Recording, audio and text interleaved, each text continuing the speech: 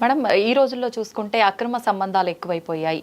అక్రమ సంబంధాలు పెరిగిపోవటానికి భార్యాభర్తల మధ్య ఉండే అండర్స్టాండింగ్ తగ్గడం వల్లే అంటారా? సమాజంలో జరిగే ఈ పరిస్థితుల ప్రభావం అంటారా? కుటుంబ వ్యవస్థ విచ్ఛిన్నం అవటం, ఫెయిల్యూర్, ఫ్యామిలీస్ ఫెయిల్యూర్ ఎలా అంటారేమో. ఇంతకుముందు ఏమయ్యేది అనంటే, ఒక ఊరిలో ఉన్నటువంటి కుటుంబము ఆ చదువు సంధ్య అన్నీ అక్కడే ఉండే. ఒకవేళ ఉద్యోగం ఎత్తుక్కోవాల్సి వస్తే ఆ పక్క ఊరో లేకపోతే గవర్నమెంట్ ఉద్యోగం అయితే దూరమో వెళ్ళేవాళ్ళు. ఆ కుటుంబం తరతరాల గురించి ఆ ఊర్లో ఒక చరిత్ర ఉండేది. అలాగే వాళ్ళ పిల్లలు ఎక్కడ ఏం చేస్తున్నారు అనేది ఆ ఊర్లో ఉన్నటువంటి ప్రతి ఒక్కళ్ళు సీసీ కెమెరాలే.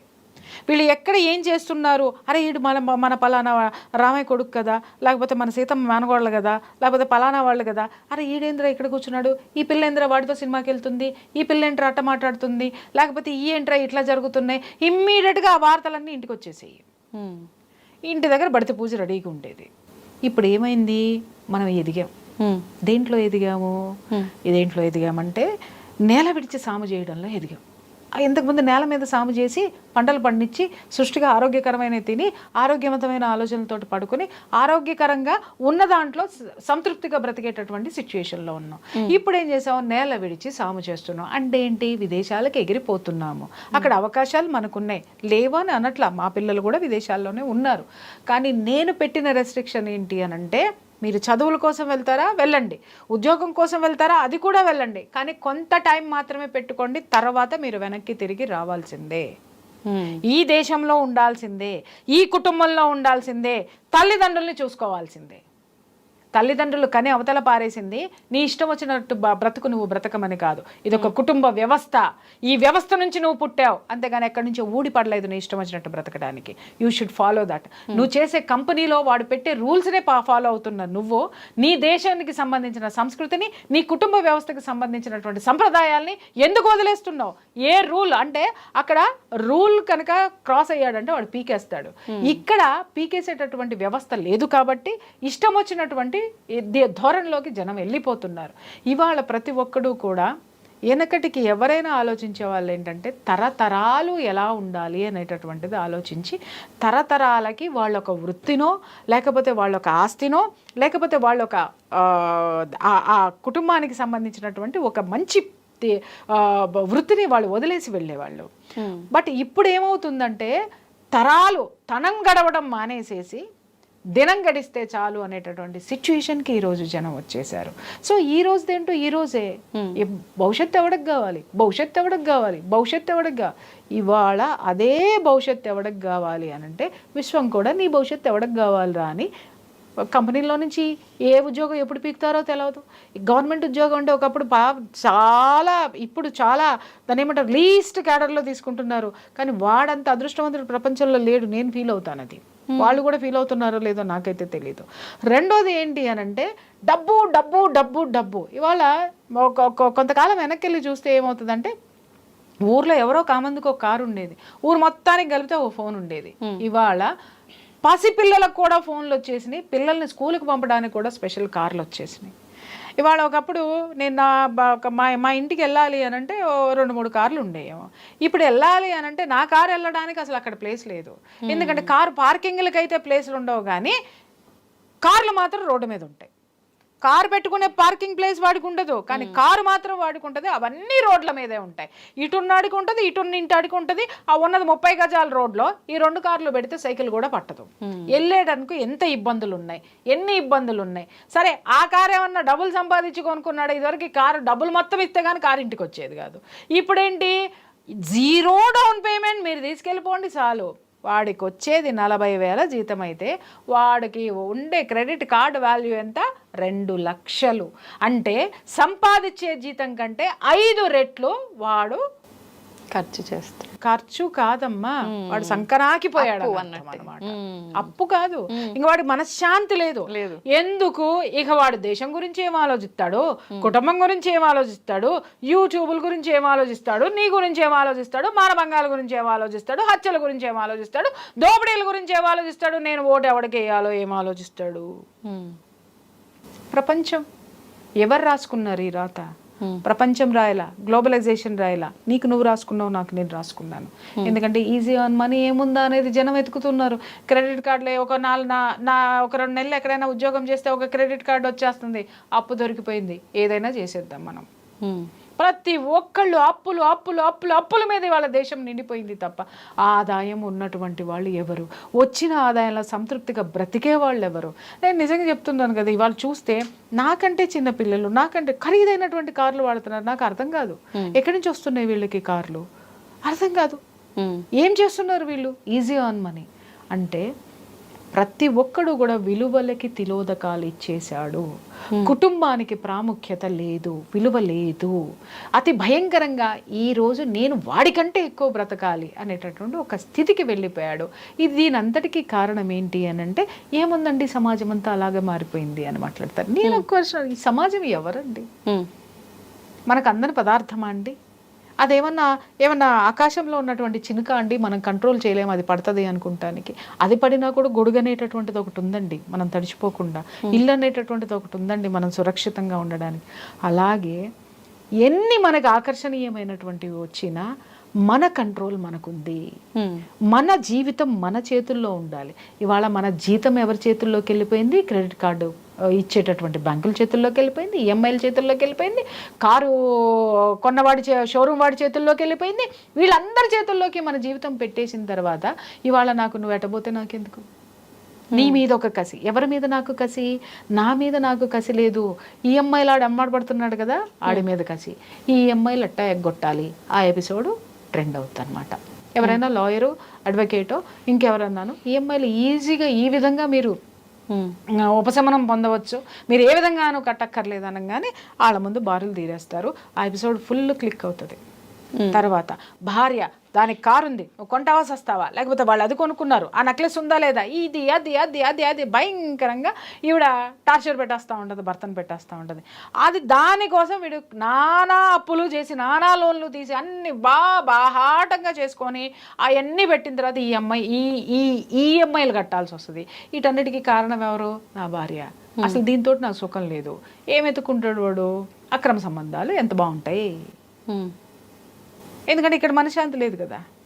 నేను అది పెట్టుకున్నానంటే ఎవడన్నా చెప్తూ కొడతాడు అని. ఎందుకు కొడతాడు? బోళ్ళంతమంది ఇలాగే ఉన్నారు, మనం చూపించేస్తున్నాం కదా. మనం ఫ్యాబ్రికేటెడ్ స్టోరీలు రాసి అక్రమ సంబంధాల మీద రాస్తున్నాం, కానీ సక్రమ సంబంధాల గురించి ఎందుకు రాయమమ్మా? మనుషుల జీవితాల్లో ఎందుకు రాయం మనము? కుటుంబాలు విచ్ఛిన్నం చేసుకోకండి, కలిసి ఉంటే ఇంత బాగుంటుంది, మీరు ఇలా అవుతున్నారు, ఇలా ఉండండి. 1కి 10 గొంతుకలు లెగిస్తే అదే శాసనం అవుతుంది. పదుగురాడు మాట పాడి అయి చెల్లు. ఇప్పుడు అంటే భార్య ఇలాంటి అవసరాలు అడగడం తప్పంటారా? అవసరాలు అడగడం తప్పనలేదు. విలాసాలు, శక్తికి మించి భర్తకి ఎంత జీతం వస్తుంది?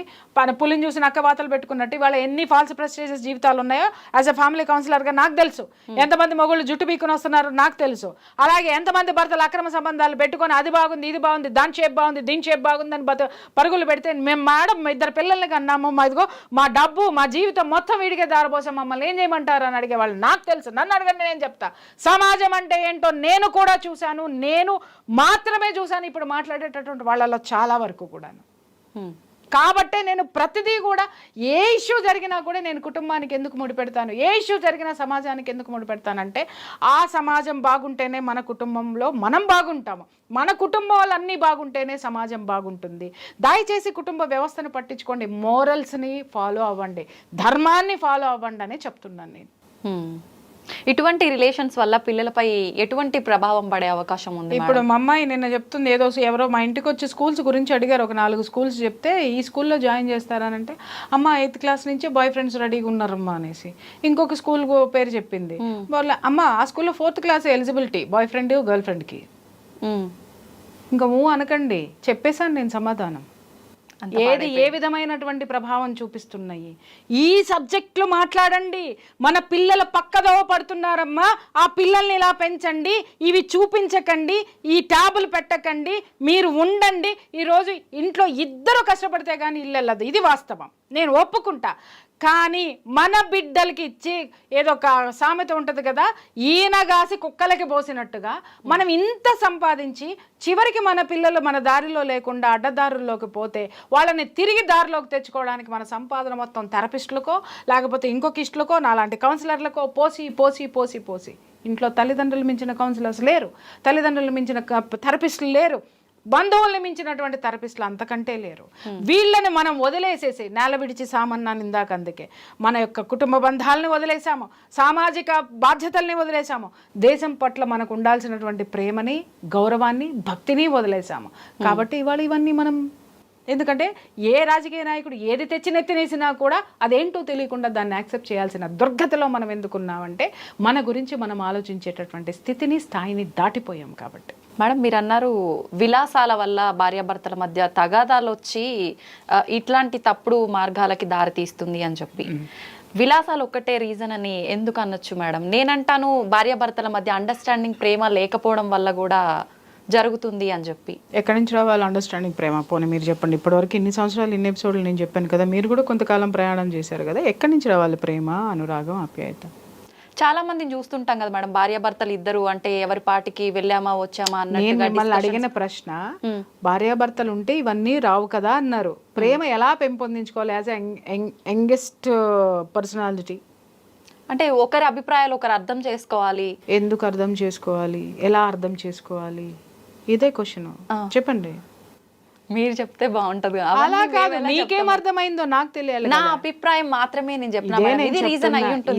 చెప్తున్నాను. ఎవరికి వాళ్ళకి ఏంటంటే ఎదుటాలని ఒక క్వశ్చన్ వేసేసి, ఒక అరిచేసేసి నాది నా ఇష్టం వచ్చినట్టు బతికేస్తే నా జీవితం వెళ్ళిపోతుంది. ఈ సమాజంలో ఎవడయా అన్న మాట్లాడితే ఎవడు అడిగేటోడు లేడు కాబట్టి నేను దూసుకుని వెళ్ళిపోతాను అనేటటువంటి తత్వంలో, ఫాల్స్ థింకింగ్ లో జనం ఉన్నారు.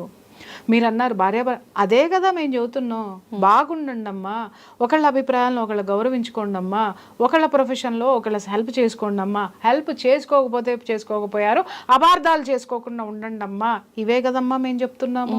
ఎందుకు ఉండట్లేదండి వాళ్ళతోటి అని అంటే, ఇక్కడ ఉన్నటువంటి మాధ్యమాలు కానీ, దేశం యొక్క పరిస్థితులు కానీ, ఎంకరేజ్ చేసేటటువంటి తత్వాలు కానీ ఈరోజు కోకొల్లలుగా పెరిగిపోయిన తర్వాత మా వాయిస్లు తక్కువ ఉన్నాయి. నేను అదే చెప్తున్నా, ఇంకా పెరగాలి పెరగాలి పెరగాలి పెరగాలి.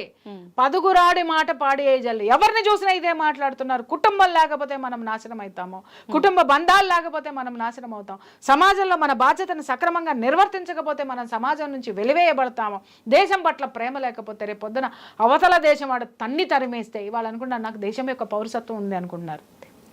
నేను చెప్తున్నా, ఇవాళ చాలా మంది మన స్టూడెంట్స్ మీద అఘాయిత్యాలు జరుగుతున్నాయి. విదేశాల్లో ఉన్నాడు. ఎందుకు అఘాయిత్యాలు జరుగుతున్నాయి చెప్పండి? అరే వీడు ఏ దేశం నుంచో వచ్చి నా దేశంలో ఉండి నాకంటే ఎక్కువ సంపాదిస్తున్నాడు వీడు, నా దేశంలో ఉండి నాకు ఆపర్చునిటీస్ లేకుండా చేస్తున్నాడు వీడు అనే ఒక కసి. ఈ కసి రేపొద్దు నువ్వు పౌరసత్వం తెచ్చుకున్నా ఉంటుంది, ఇంకొకటి తెచ్చుకున్నా ఉంటుంది. వాడి దేశంలో వాడి స్థాన బలం భయంకరంగా ఉంటుంది. తిరిగి నువ్వు నీ దేశానికి రావాలంటే నీ ఉనికి ఎక్కడా? భవిష్యత్తు మేము ఆలోచించాం కాబట్టి మాట్లాడుతున్నామమ్మా. ఆ భవిష్యత్తును ఆలోచించి మాట్లాడండి. ఎవడేది పడితే నా ఇష్టం వచ్చినట్టు మాట్లాడతాను, నా ఇష్టం వచ్చినట్టు చేస్తాను అని అంటే, ఇప్పుడు మీరు అనొచ్చు మీరు మీ ఇష్టం వచ్చినట్టు మాట్లాడు, నేను నా ఇష్టం వచ్చినట్టు మాట్లాడట్లా, నేను జనం నుంచి తీసుకున్న సబ్జెక్టే మాట్లాడుతున్నాను. కాబట్టే ఇన్ని సంవత్సరాలు నేను ఇంత హుందాగా ఉండగలిగాను, ఈ స్థితిలో నేను ఉండగలిగాను అని అంటే కేవలం జనం వాక్కు మాత్రమే నా దగ్గర నుంచి వస్తుంది. జనం కోరుకుంటున్నది ఇది. నేను ఏది మాట్లాడుతున్నానో జనం కోరుకుంటున్నది అది ఆలోచించండి. జనం ఎలా లేరు, ఇలా ఉన్నారు. నా వాక్కు ద్వారా ఉన్నారు, నాలాంటి వాళ్ళు మాట్లాడే వాక్కు ద్వారా కూడా ఉన్నారు తప్ప మీరు అనుకునే నేరాలు ఘోరాల్లో జనం ఉండడానికి ఇష్టపడట్లేదు. మీరు అనుకునేటటువంటి పెడతోవలు పట్టడానికి ఇష్టపడట్లేదు. వాళ్ళు అటువైపు మౌల్ చేయబడుతున్నారు. వాళ్ళని లాక్కొచ్చే బాధ్యత మనది, వాళ్ళని సక్రమమైనటువంటి మార్గంలో పెట్టే బాధ్యత నీది, నాది, మీడియాది, ప్రతి ఒక్కళ్ళది అని కూడా చెప్తున్నాను నేను. మేడం ఒక క్వశ్చన్ అడగొచ్చా? చెప్పండి. తప్పుగా అనుకోరు కదా? పర్వాలేదు చెప్పండి. అంటే ఎక్కువగా అబ్బాయిలకి ఫేవర్గా మాట్లాడతారు ప్రియా చౌదరి గారు, ఎందుకు అమ్మాయిలకు సపోర్ట్ చేసినట్టుగా మాట్లాడరు అని చెప్పి నేను 1-2 సార్లు విన్నా. మాట్లాడే వాళ్ళు నా ఎన్ని ఎపిసోడ్స్ చూసారో ఒకసారి చెప్పమని. కనీసం నేను ఒక 2000 ఎపిసోడ్లు చేసాను. అవును అవును. వీళ్ళు ఎన్ని ఎపిసోడ్స్ చూశారు, ఏది తీసుకున్నారు, ఆ ఎపిసోడ్స్ మొత్తం పట్టుకురమ్మని, అన్నీ చూసి మాట్లాడమని. నేను నా గళం విప్పిందే ఉమెన్ కోసము. ఇవాళ మగవాడి ఫేవర్ నేను ఎందుకు మాట్లాడుతున్నానంటే కుటుంబంలో వాడు కూడా ఒకడే.